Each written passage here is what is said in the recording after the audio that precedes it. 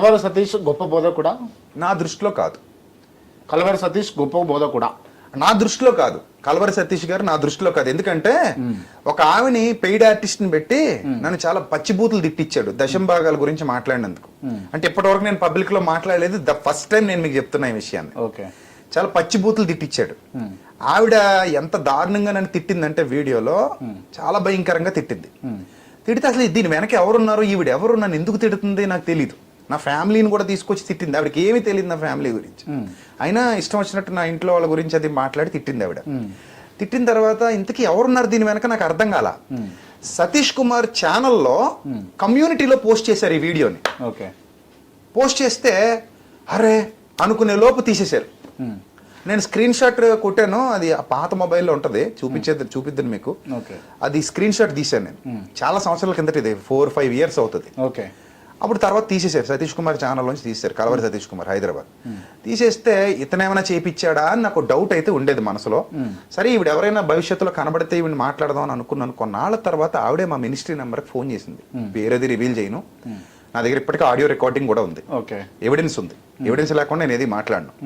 So ఆవిడ నాకు phone చేసి తప్పు అయిపోయిందండి, నేను చాలా తప్పు చేశాను, దానికి ప్రతిఫలం అనుభవిస్తున్నాను, నా కూతురు చచ్చిపోయింది, నేను ఇప్పుడు చాలా బాధలో ఉన్నానండి, మిమ్మల్ని అన్యాయంగా దూషించాను, నన్ను క్షమించండి, మీ గురించి నాకు ఏమీ తెలీదు, చాలా తప్పుగా మాట్లాడానండి మీ గురించి అని చాలా బోర్ నేడుస్తుంది. నేను అప్పుడు అడిగాను, అమ్మా అసలు నువ్వెవరో నాకు తెలియదు, నీ మీద నాకేం కోపం లేదు, వేషం లేదు, నువ్వు తిట్టావులే, బాగా వైరల్ అయింది వీడియో అది.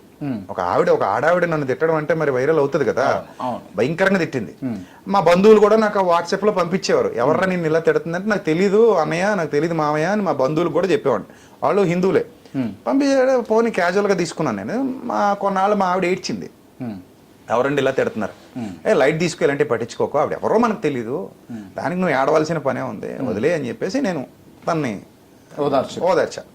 ఆ తర్వాత లేటెస్ట్గా ఒక 1 year ఎంతో అవుతుంది, నాకు ఫోన్ చేసింది, మా మినిస్ట్రీకి చేసింది.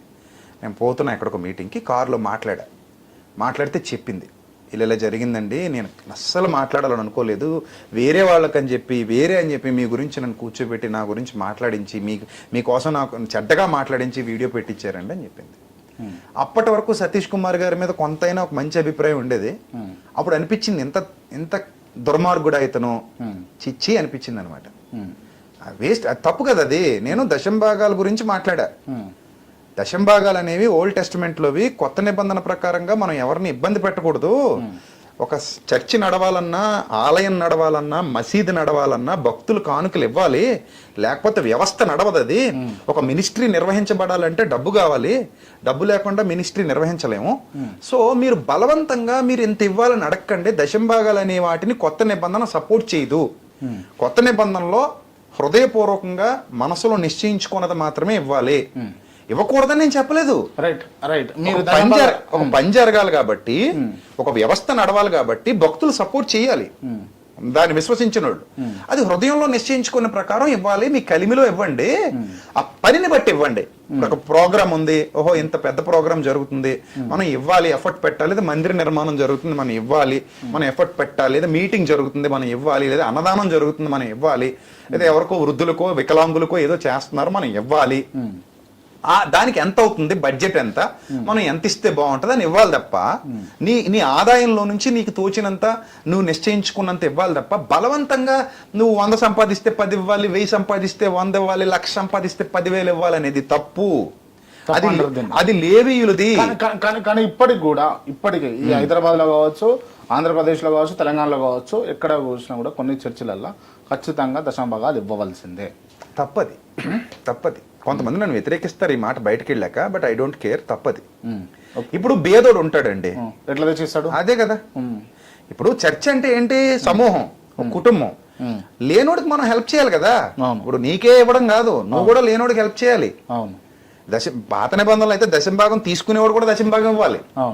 అది ఎందుకు వచ్చిందంటే, లేవీలకి ఆ ఈజిప్ట్ నుంచి పాలస్తీనాకి నడిపించినప్పుడు మోజెస్ నాయకత్వంలో లేవీయులనే వంశాన్ని యాజకులుగా నిర్ణయించాడు. అంటే మీరు గురువులుగా ఉండండి, నేర్పించండి అని, నీతి నియమాలు నేర్పించండి, ధర్మశాస్త్రం నేర్పించండి, సరిదిద్దండి అని.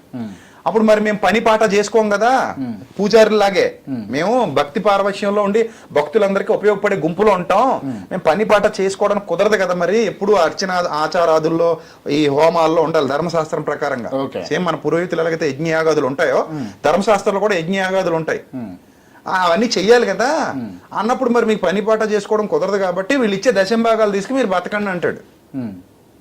దశంభాగాలు అంటే డబ్బు కాదు అప్పట్లో.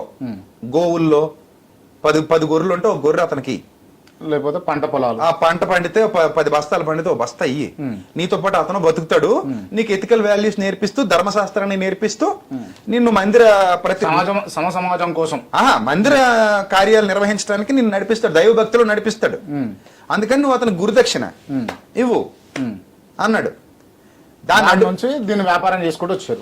అప్పుడు శాస్త్రులు పరిశీలన చేసినట్టే ఇప్పుడు కూడా కొంతమంది చేస్తున్నారు. ఓకే.